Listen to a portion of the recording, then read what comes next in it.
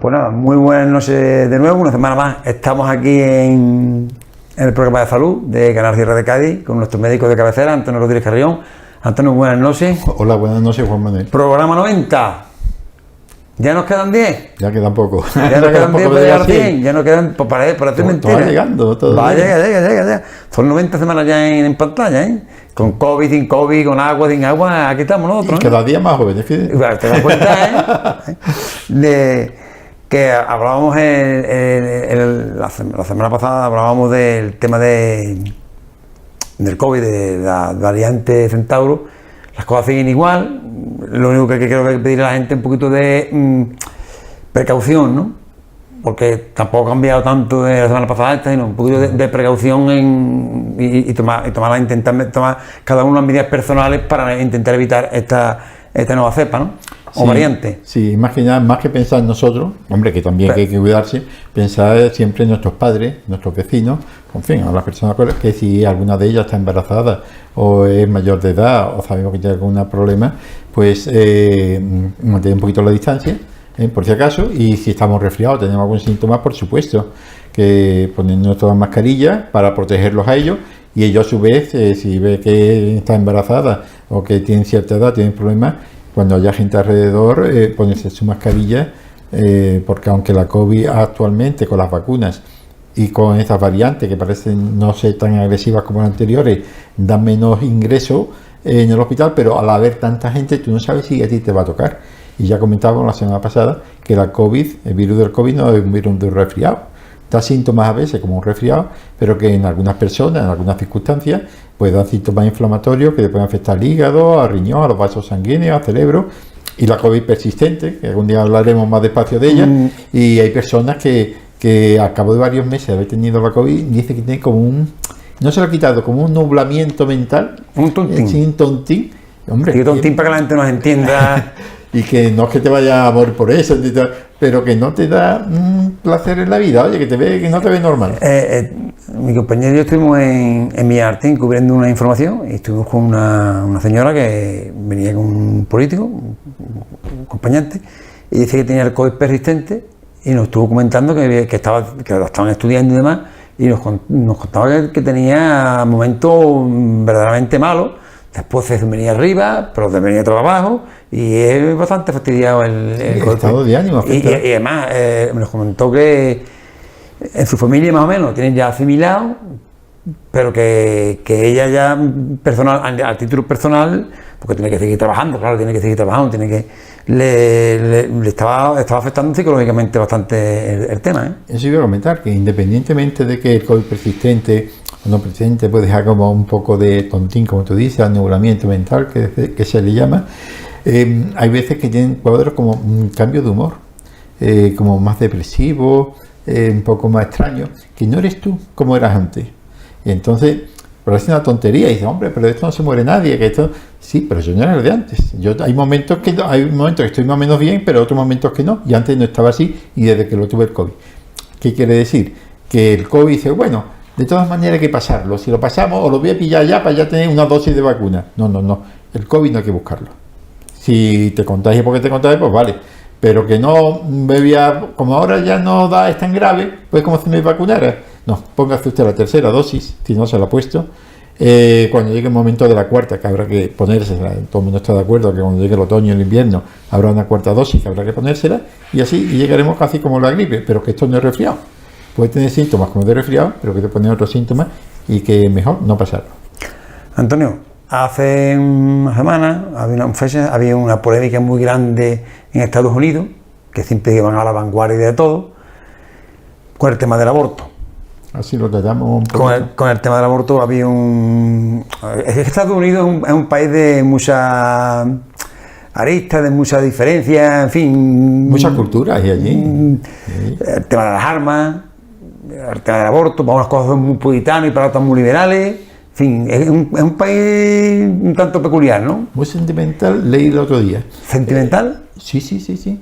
En general. O somos susceptibles con unas cosas y un poco con otras, ¿no? Eso me refiero, sí, que no son el estilo que tenemos como los nazis, que eran rígidos, fríos, titi, cabezas cuadradas, que son muchas veces como niños chicos, en general, hombre, no decir, pero que dicen, es que los americanos, los jóvenes, o en fin, con 30, 40 años, son como niños grandes. Bueno, pues otros dicen, no, es que somos sentimentales. Y yo me quedé con la copla, digo, oye, han coincidido 3 lecturas que he leído, y el otro día vi en la televisión un programa que era hablando del almirante Cervera. El almirante Cervera, como todos recordarán, fue el que comandaba la escuadra cuando España perdió Cuba. En Cuba. En fin, es considerado un héroe, no solamente en España, sino en Estados Unidos, que era el enemigo, ¿no? El adversario.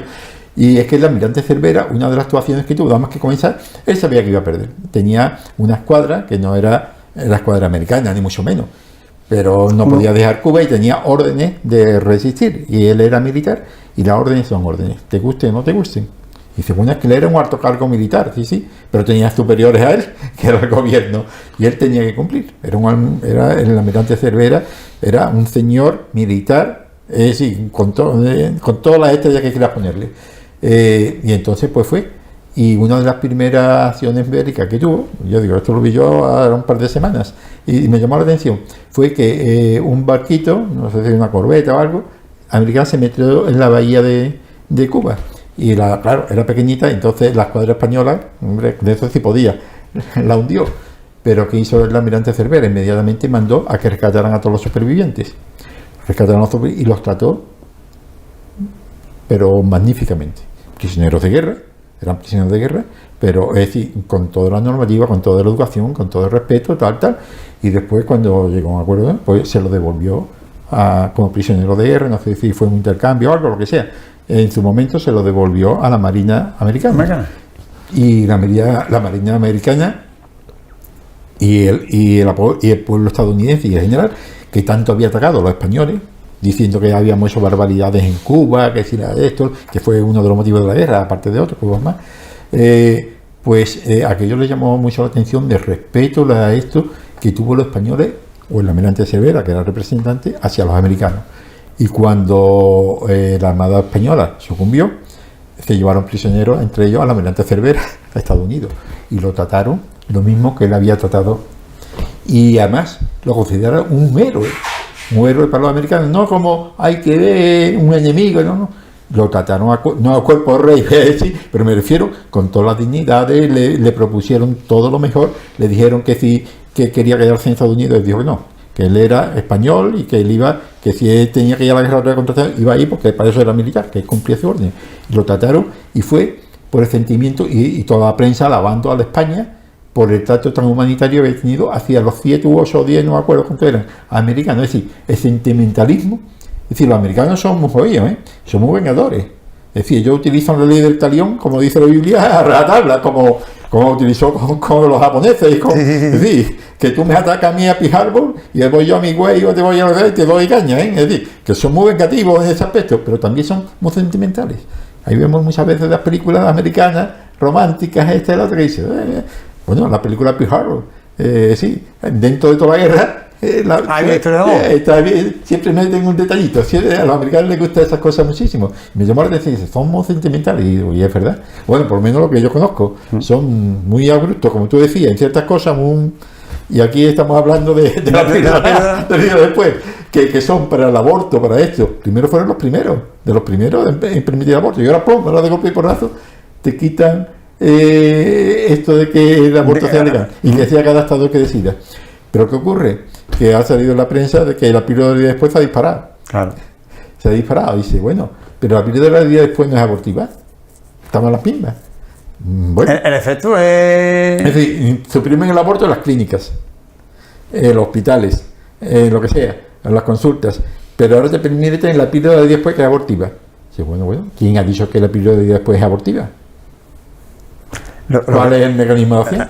De todas formas, el fin es el mismo, que el niño no nace.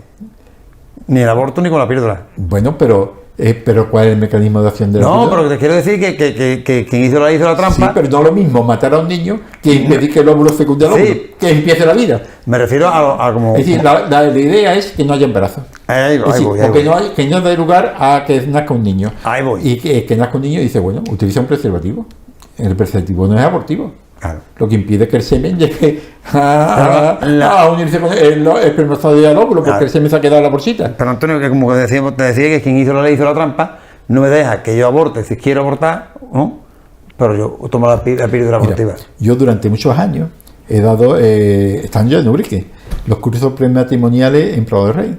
Y aquí en Ubrique durante décadas, hasta hace unos cuantos años, hasta pocos años, he estado dando los cursos prematrimoniales. Y lo que daba era la parte de anticonceptivos en la parroquia.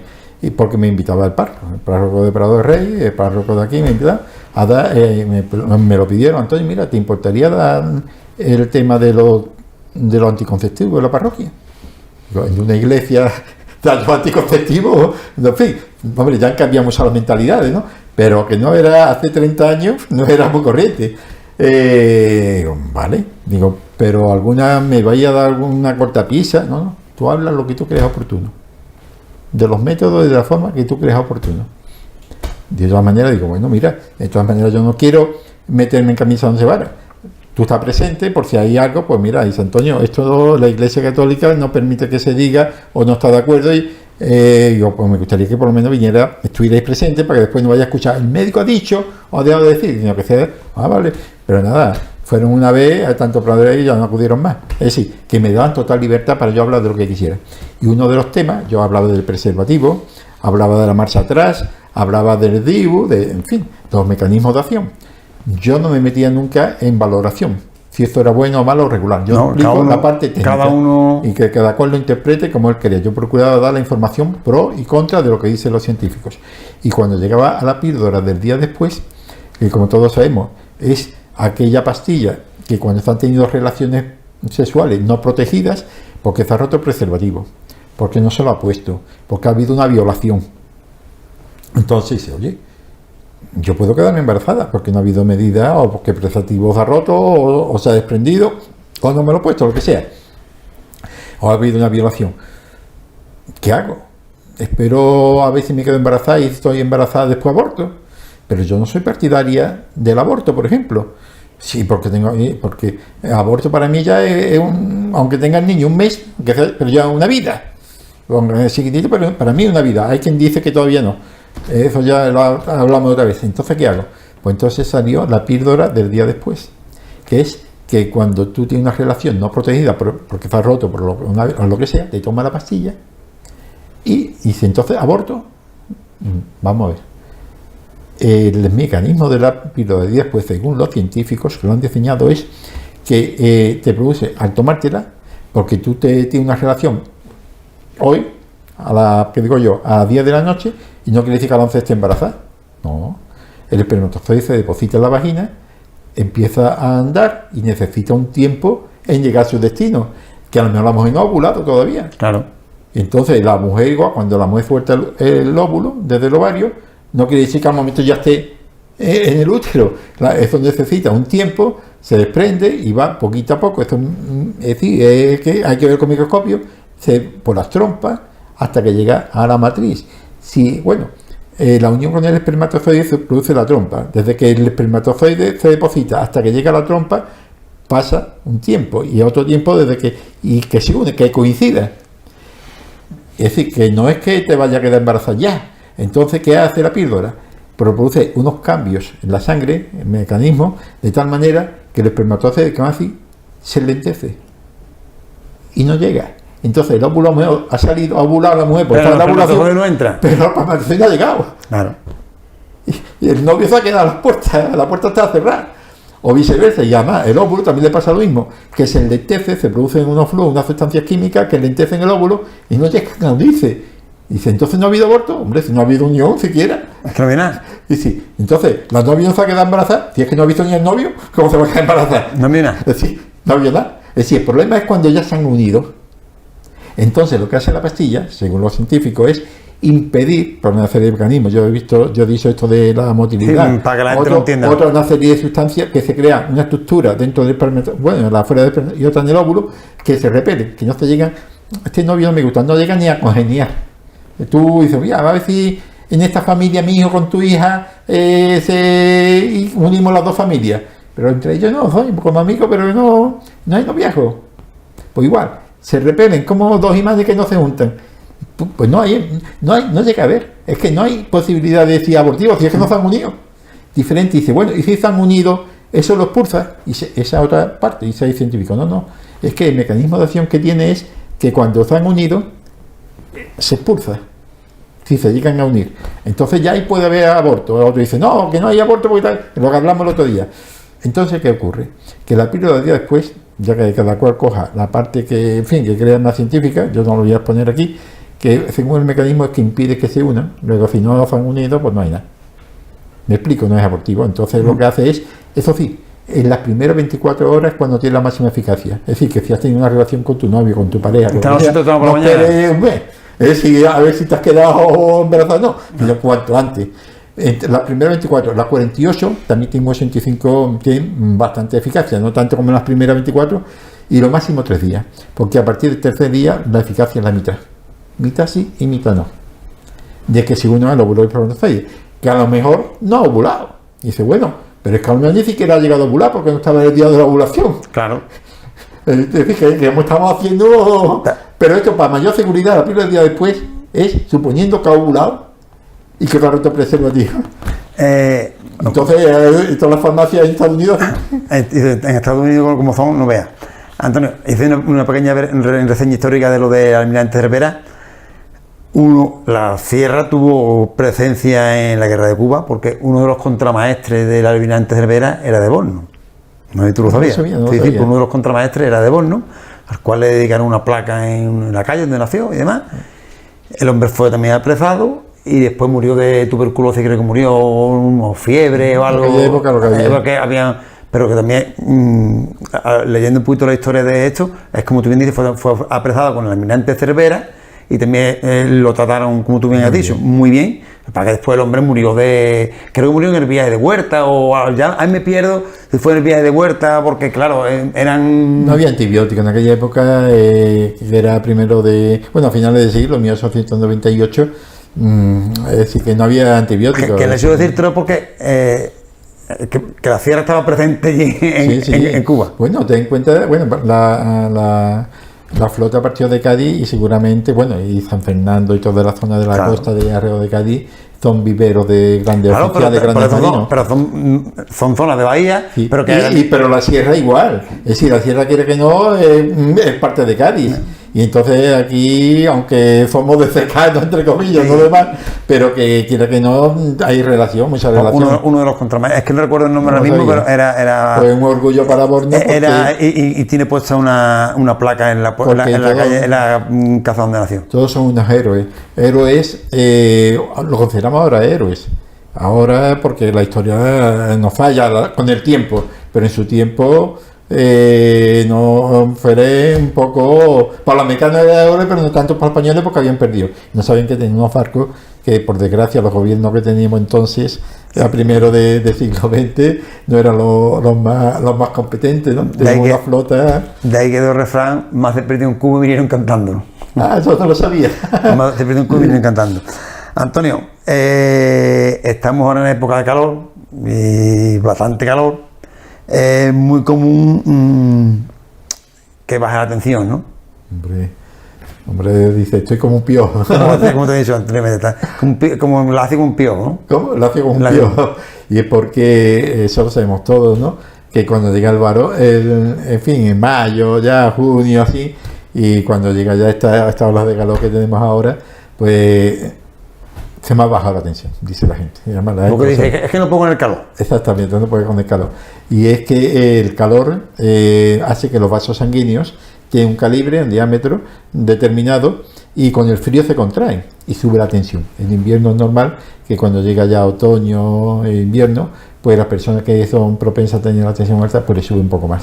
Y muchas veces tiene que modificar el tratamiento, aumentar la dosis o lo que sea, ya el médico se lo dice. Pero cuando llega el verano es diferente, es todo lo contrario. Los vasos sanguíneos se dilatan, al haber mayor calibre baja la presión y entonces también el flujo que llega al cerebro es menor. Entonces te queda, y sobre todo si es después de comer, es decir, ya que ya la tensión baja del calor y encima come, la sangre llega más, se concentra más en el estómago y en el vientre en general, en las vísceras, y entonces pues todavía llama la atención. Y la siestecita del verano es que es fundamental. Así que lo propio, es decir, el calor baja la tensión y muchas veces las pastillas de la tensión, personas que no son de tensión demasiado alta, pues hasta a veces tienen que disminuir la dosis. El médico dice, oye, tómate menos porque te va a dar una hipotensión, te va a dar un desmayo de este calor. Entonces, y ya para acabar, porque siempre en televisión el tiempo es oro, comprobamos el programa que hay en Telecinco, en Superviviente, que la falta de comida, la falta de alimentos provoca en los concursantes irascibilidad, ira, enfado. ¿Qué relación tiene esto con el hambre? Yo eso no lo había visto. Yo es que no, esos programas. No, pero. ¿Lo has visto alguno? Sí, lo he visto. ¿Sí? ¿Y qué te ponen? ¿Muy excitado? ¿Muy nervioso? Se ponen muy. Cambian de actitud, cambian de. Sí, de genio, de carácter. Sí. Bueno, yo sé que los animales, los perros, o tienen hambre, bueno, todos los animales en general. Pero el hambre. No, pero digo que el hambre, ¿cómo influye en la ira? Porque es que se ponen ya fuera de sí. Sí, en la ira y es más genio. Eso es un estudio que se ha hecho recientemente, bueno, más o menos todo el mundo teníamos idea, ¿no? Pero se ha hecho de forma científica un estudio y se ha visto que cuando se tiene hambre, la persona cambia de genio, se pone más irritable, más ira, más eso. Y yo me acordé, cuando leí el artículo reciente, cuando yo era pequeño, son cosas que te dicen los maestros, que tú no te das cuenta. Pero cuando ya tú tienes cierta experiencia de la vida, decías, oye, esto me lo dijo, hay un sacerdote ya fallecido, descanse en paz, que era profesor, era maestro de religión, estaba yo en el instituto y, en fin, y decía muchas cosas. Unas cosas, dijo dos cosas. Dice, estómago vacío liberal, estómago lleno conservador. Cuando hablamos de cosas, yo que no le di muchas cosas, pero conforme me pasó el tiempo digo, es verdad, el que está bien, que no cambie. El estómago lleno, aquí no cambia nada, conservador. Cuando tú tienes necesidad, aquí esto tiene que cambiar a revolución. Pero, entonces, y la ira. A Paqui, mi mujer, me recuerda que el padre Paredes, también un sacerdote, cuando yo estaba estudiando el magisterio, comentaba allí en un grupo, decía, mira, cuando vayáis de excursión o algo, de amigos, alguna excursión, no pongáis a discutir, vamos a ir a un bar que está allí, más para allá, más para acá, cuando llegue la hora de comer y tengáis hambre. No, porque terminas peleado. Al primero que más o menos veáis, coméis. Porque si no, nadie va a salir contento. Pero te decía. Y otra cosa me acuerdo, que me parece que era don José Cádiz Salvatierra, un profesor mío de historia cuando estaba en el instituto, decía, señores, me decía a los alumnos, yo tenía también 12, 13, 14 años, son cosas. Yo pasaba por Jerez, por la calle Larga, que estaba el casino jerezano. Y entonces cada vez que había cristaleras, estaban todos el casino jerezano, iban, hombre, los magnates, entre comillas, de Jerez, vinateros, gente que tenía cortijos. Los conservadores, barriga llena. Y entonces veíamos allí sus copitas de vino, sus platitos de jamón, su gambita, y allí el charlando con purito, y los zagalillos con 12, 13 años, con pantaloncillos cortos, con botas, y veníamos distintos a las 2 o 3 de la tarde, y veíamos aquella gente allí. Y decía, ustedes cuando pasáis por la calle Larga, el casino jerezano, allí, aquellos señores, qué buena vida se pegan. Pues señores, la mayor parte de las veces están jugando con vuestros alimentos, están haciendo negocios, están trabajando y todo, trabajando. Pues sí, los mejores negocios se hacen con las comidas. Nunca hagas negocio con la barriga vacía, Ese tú. Por eso, cuando los tratantes, cuando alguien te quiere vender una finca o una casa, lo que sea, una buena comida, primero te invita a comer, aunque le cueste un pastón que puede ser la milésima parte de la ganancia que va a coger luego. Y se va a gastar no sé cuánto, pero ¿cuánto va a ganar después de nada? Y después me dijiste tú, qué buena gente hay, me invita a comer, ¿no? Claro, te ha invitado a comer, te has puesto y después 2 o 3 copitas de vino antes y después la copita coña detrás, ya la cabecita, esto, sí, pom, la mano, trato hecho. Y después vendrá lo que venga. O lo que venga, ¿no? Los buenos negocios, pero el arrepentimiento no arrepentimiento. No. Los buenos negocios siempre son, hemos dicho, donde ganan las dos partes. Claro. Tú ganas y yo gano, cada uno su parte y ya está. Y volvemos a ese negocio. Si tú me ganas la primera vez y yo pierdo, ya no voy a hacer más negocio contigo. Ganaste una vez, pero ya la segunda, ni la tercera, ni la cuarta la perdiste por listillo. Entonces los buenos negocios son donde las dos partes ganan, cada uno su parte, según el esfuerzo que haga. En fin, no es lo mismo que yo invierta o yo arriesgue 50 millones y tú nada más que arriesgue uno. Tiene que ir proporción los beneficios, eso es lógico. Si las dos partes ganan, todo va bien. Entonces, los buenos negocios y las discusiones que haya que tener después de haber comido. Si hay que discutir algo de herencia, de familia, primero vamos a comer y después vamos a ver cómo nos repartimos la herencia. Pero en definitiva que La ira, el enfado, la muchas ira, veces por no comer. el más genio, porque el estómago vacío. Y las guerras. Dicen Muchas que vienen porque ahí el pueblo está hambriento. Las revoluciones muchas veces vienen porque hay 4 que se apoderan de toda la riqueza y el resto del pueblo está hambriento. Pasa en Sudamérica, muchas veces las guerrillas, el lo otro, después vienen otras circunstancias, ¿no? Intereses políticos que lo fomentan, pero en principio son las necesidades del pueblo. Gente que tiene muchísimo dinero, que se van a morir, no son capaces de gastarlo, ni en sus herederos, y después hay gente que están en la más absoluta miseria. De ahí vienen muchas revoluciones, muchas guerras, de las cuales después se aprovechan otros países para sacarle las materias primas, ¿no? Así que, además el hambre no es buena consejera. En absoluto, para nada.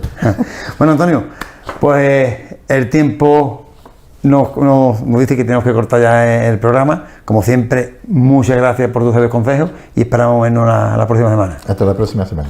Muy buenas noches.